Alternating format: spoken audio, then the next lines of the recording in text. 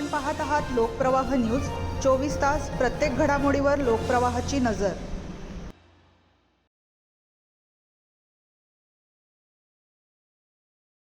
नाशिकमध्ये 14,65,000चा विदेशी मद्यसाठा जप्त। गुजरातच्या दोघांना अटक। राज्य उत्पादन शुल्क विभागाची मोठी कारवाई।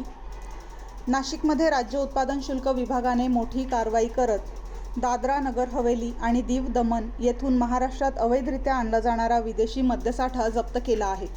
मखमलाबाद म्हसरूळ लिंक रोडवरील पाठलागानंतर ब्रेझा कार पकडून तब्बल 475 बल्क लिटर म्हणजे 2,640 मद्याच्या बाटल्या, वाहन आणि मोबाईलसह 14,65,240 रुपयांचा मुद्देमाल जप्त करण्यात आला आहे।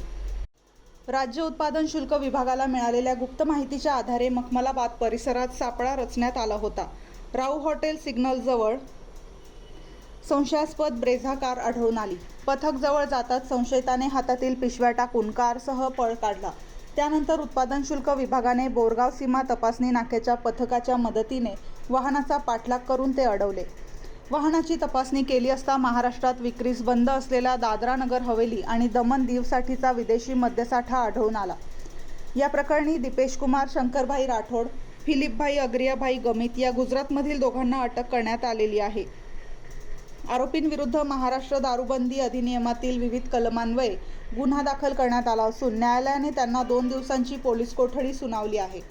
सदर कारवाई निरीक्षक किशोर पाटील, दुय्यम निरीक्षक दत्तू कोळपे, दुय्यम निरीक्षक प्रवीण देशमुख, दुय्यम निरीक्षक भूषण वाणी, सहाय्यक दुय्यम निरीक्षक सोनाली चंद्रमोरे, जवान युवराज रत्वेकर, राकेश पगारे, पूनम भालेराव, भालचंद्र वाघ, सुनील दिघोळे तसंच बोरगाव सीमा तपासणी नाक्याचे निरीक्षक संतोष पांचाळ, दुय्यम निरीक्षक विठ्ठल बाविस्कर, जवान अजय बगर, तेजस कसबे, सुनील पाटील यांनी यशस्वीरित्या पार पाडली। या प्रकरणाचा पुढील तपास राज्य उत्पादन शुल्क विभागाचे निरीक्षक किशोर पाटील करत आहेत।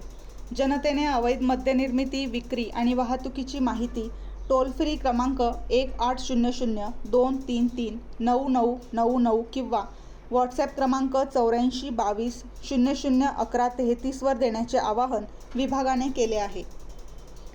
लोकप्रवाह न्यूज 24 ताससाठी मोहसिन पठाण, नाशिक।